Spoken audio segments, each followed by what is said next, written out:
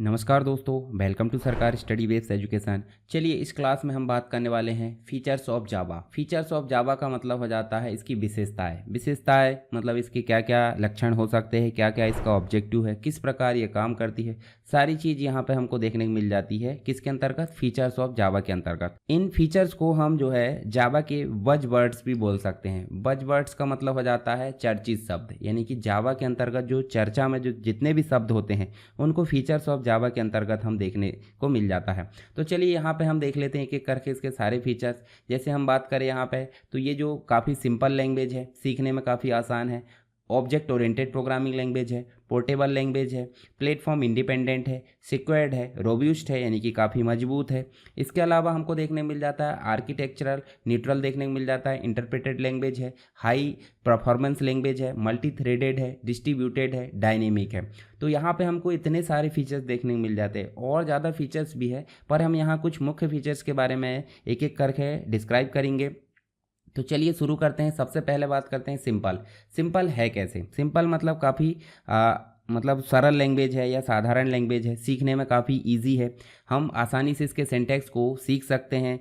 और सीखने में इजी क्यों है? क्योंकि क्लीन है, मतलब समझने में आसान है। और सन माइक्रो सिस्टम की अगर बात करें तो सन माइक्रो सिस्टम के अकॉर्डिंग जावा प्रोग्रामिंग काफ़ी सिंपल है। क्यों?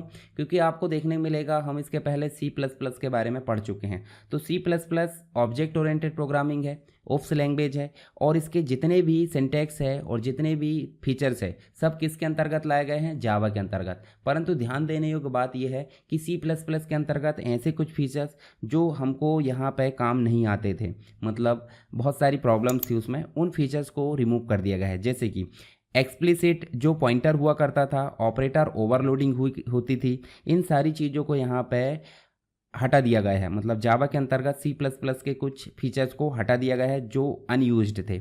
इसके साथ ही यहाँ पे देखिए, यहाँ पे गार्बेज कलेक्शन जो है हमको देखने को मिल जाता है, ऑटोमेटिक गार्बेज कलेक्शन जावा के अंतर्गत। तो C++ के कारण इसको सिंपल लैंग्वेज बोला जाता है, क्योंकि C++ के सिंटैक्स पर आधारित ही जावा का सिंटैक्स होता है। दूसरा जो विशेषता होती है वो होती है ऑब्जेक्ट ओरिएंटेड। ऑब्जेक्ट ओरिएंटेड से मतलब हो जाता है एक स्ट्रक्चर बनाया हमने जिसको क्लास बोल दिए और उसी को बार बार यूज़ कर सकते हैं, यानी कि इस स्ट्रक्चर को बनाने में टाइम लगा 1 टाइम, परंतु हम जो है इसको बार बार यूज़ कर सकते हैं। तो हम इसे बोल देते हैं सिंपल बोरा। बोरा का मतलब हो जाता है राइट वंस रीड अगेन, मतलब या हम बोल सकते हैं रीड मैनी, या बार बार हम जो है इसको यूज़ कर सकते हैं। तो इसी को बोल देते हैं ऑब्जेक्ट ओरिएंटेड प्रोग्रामिंग, जिसमें क्लास और ऑब्जेक्ट को मिलाकर प्रोग्रामिंग की जाती है। तो जावा भी एक प्रकार की ऑब्जेक्ट ओरिएंटेड प्रोग्रामिंग है, जिसके अंतर्गत हमको बहुत सारे फीचर्स देखने को मिल जाते हैं। जैसे कि आपको देखने को मिलता है यहाँ पे ऑब्जेक्ट है, क्लासेस है, इनहेरिटेंस है, पॉलीमॉर्फिज्म है, एब्स्ट्रैक्शन है, इनकैप्सुलेशन है। ये सारे फीचर्स के साथ जो प्रोग्रामिंग आती है उसे बोल देते हैं ऑब्जेक्ट ओरिएंटेड प्रोग्रामिंग। नेक्स्ट बात करें कि पोर्टेबल है ये। पोर्टेबल का मतलब क्या हो जाता है भाई? सिंपल है, जब हम जावा के प्रोग्राम को रन करते हैं, उदाहरण के लिए अगर हम कोई प्रोग्राम को बनाए हमने हाई लेवल प्रोग्रामिंग में, तो हाई लेवल प्रोग्रामिंग में जो प्रोग्राम बना उसे सोर्स कोड बोल दिए। सोर्स कोड को कंपाइलर के माध्यम से जब हमने कंपाइल किए तो क्या बन जाती है? क्लास बन जाती है, यानी कि आउटपुट में क्या आता है? क्लास आती है। क्लास को हम सिंपल बोल देते हैं बाइट कोड। क्या बोल देते हैं? Byte code. पर बाइट कोड ऑब्जेक्ट कोड नहीं होता। क्या होता है ये होता है डॉट क्लास, यानी कि बाइट कोड होता है जो कि प्लेटफॉर्म इंडिपेंडेंट होता है।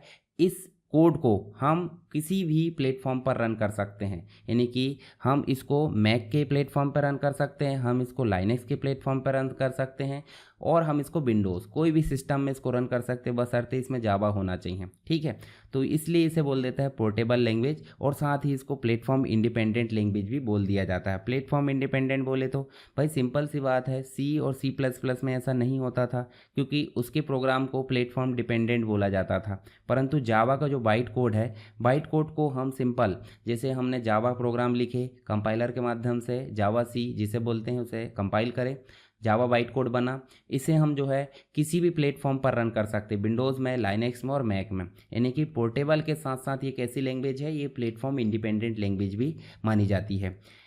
नेक्स्ट अगर बात करें यहाँ पे, ये सिक्योर्ड है। सिक्योर्ड का मतलब हो जाता है जावा के अंतर्गत हमको बहुत सारी चीज़ें यहाँ सिक्योरिटी से रिलेटेड देखने को मिल जाती है, जैसे कि automatic memory management, Java security API application programming interface मिल जाता है।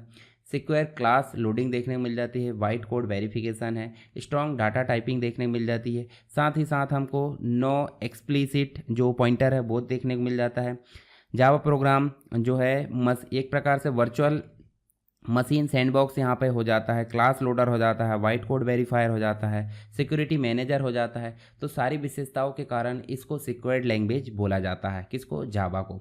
नेक्स्ट ये इंटरप्रेटेड लैंग्वेज हो जाती है। देखिए एक होती है कंपाइल्ड लैंग्वेज और एक होती है इंटरप्रेटेड लैंग्वेज। तो इंटरप्रेटेड लैंग्वेज का मतलब क्या होता है, तो आप सीधे समझिए, जब भी हम जावा में कोई प्रोग्राम लिखेंगे जावा लैंग्वेज में, तो वो किसी भी हाई लेवल प्रोग्रामिंग बोले तो जावा में लिखा गया, उसको सोर्स कोड बोल दिए। सोर्स कोड को हमने सीधे कंपाइलर के माध्यम से, नहीं जावा कंपाइलर के माध्यम से ट्रांसलेट करे, तो ट्रांसलेट करने के बाद ऑब्जेक्ट कोड में ना बदल कर कैसी बदलती है, बाइट कोड में, यानी कि कंपाइल हुई है तो इसे कंपाइल कोड बोलेंगे। जो क्लास फाइल बनी है इसे कंपाइल कोड बोलेंगे।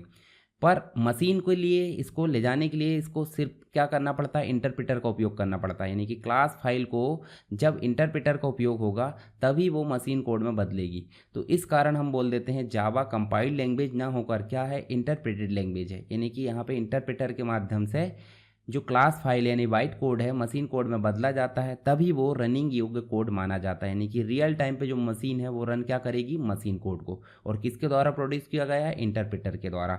तो इसलिए इसे बोला जाता है इंटरप्रेटेड लैंग्वेज। तो चलिए यहाँ पे हम जो है इंटरप्रेटेड के बाद देखते हैं मल्टी थ्रेडेड। मल्टी थ्रेडेड का मतलब क्या हो जाता है, भाई सिंपल सी बात है, अपने आप में जो भी प्रोग्राम रन होगा जावा के अंतर्गत वो एक प्रकार की थ्रेड कहलाएगी। क्या कहलाएगी, थ्रेड।